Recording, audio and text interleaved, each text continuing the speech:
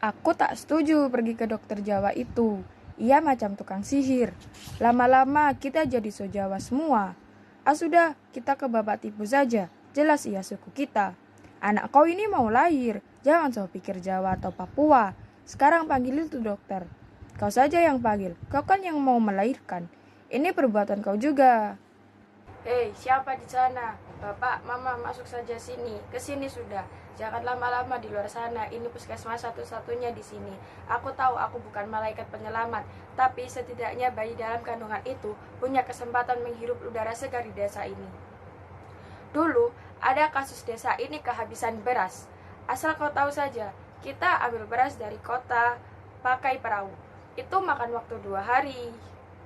Pas waktu itu, perahu membawa beras, katanya pecah setelah tabrak batang kayu di sungai. Orang-orangnya habis dimakan buaya, dan beras hanyut di sungai. Hampir selama 3 bulan, di desa tidak ada beras.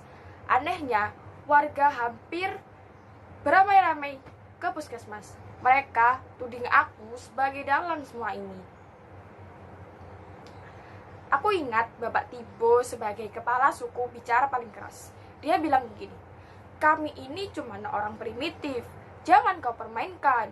Kami juga ingin makan beras seperti orang-orang di Jawa. Kami juga ingin modern seperti kau. Tolong kau bawa beras untuk kami. Kau minta saja presiden utus orang-orang Jawa supaya cepat kirim itu beras. Kami ini bukan cuma lapar, tapi juga ingin menuju toh. Bapak Koga bilang juga seperti ini. Saya mau bicara, maaf Bapak Tibo, Dokter Rahayu cuma mau bantu kita orang yang sudah lama sakit-sakitan. Dokter ini juga sudah bantu lahirkan kita punya anak-anak. Semua sukarela, tak pernah minta ongkos. Jadi dia tidak punya urusan dengan beras. Bagaimana kau bisa bilang begitu, Koga? Dulu ada niat baik dari orang Jawa yang kirim kita beras. Sekarang kita semua orang sudah makan beras supaya sehat dan modern. Karena dokter ini dikirim dari Jawa, pasti juga bisa bawa beras. Tidak, Bapak Tibo. Aku beranikan diri untuk mulai bicara. Saya dikirim dari Jawa untuk bantu kesehatan warga. Mana pula bisa begitu? Kau bicara zaman presiden dulu, ada bilang kalau orang Papua mau modern harus makan beras. Makan itu sagu hanya perpanjang penderitaan.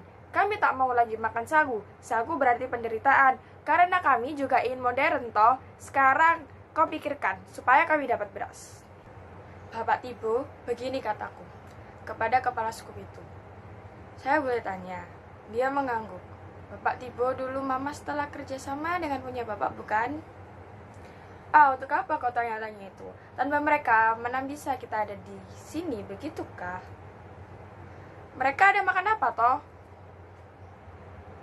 Sepasti sagu.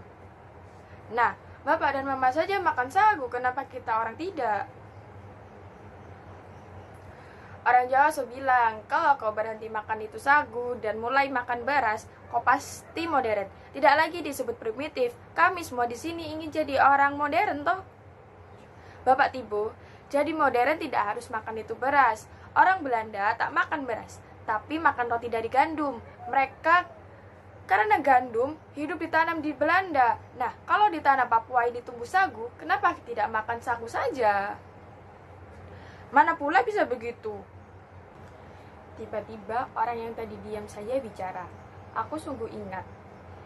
Dialah lelaki yang datang di puskesmas malam-malam membawa seseorang yang terluka. Dokter jangan banyak tanya, obati saja dia. Bapak, dia harus operasi. Saya tidak punya alat, jadi Bapak harus bawa dia ke rumah sakit kabupaten. Saya sudah bilang, kau obati saja, jangan banyak tanya, apalagi kasih itu perintah. Kalau Bapak tunjuk itu senjata, saya tidak bisa bekerja. Bapak duduk sudah di sana. Saya akan keluarkan itu peluru dengan pisau kurang steril, maukah? Itu terserah dokternya. Sudah saya bilang. Kau jangan banyak tanya. Jangan dokter kasih mati itu teman. Kenapa tidak bergerak? Saya bisa kasih mati juga sama dokter. Tolong hidupkan lagi. Bapak tidak banyak gunanya bertempur di gunung-gunung. Mari sini gabung sama orang kampung. Kita sama-sama hidup semua sama orang kampung, sama republik. Bertempur sama tentara cuma hasilkan kematian.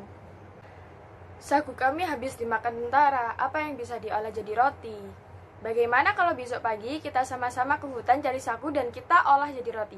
Bagaimana Bapak Tipu? Bapak setuju kah? Sampai suatu hari, seorang transmigran asal Bali yang tinggal tak jauh dari desa ini menyentak hidupku.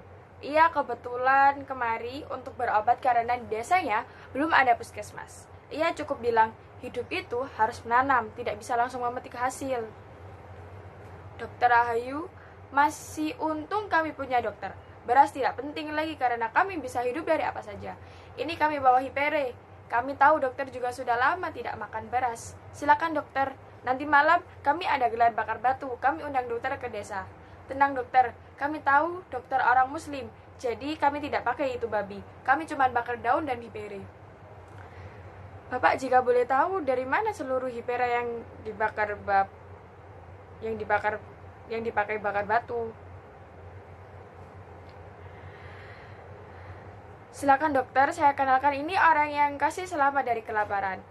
Jadi bapak yang sudah membawa Hipere ke kampung ini. Kami menanam semua ini di tanah Papua untuk orang Indonesia.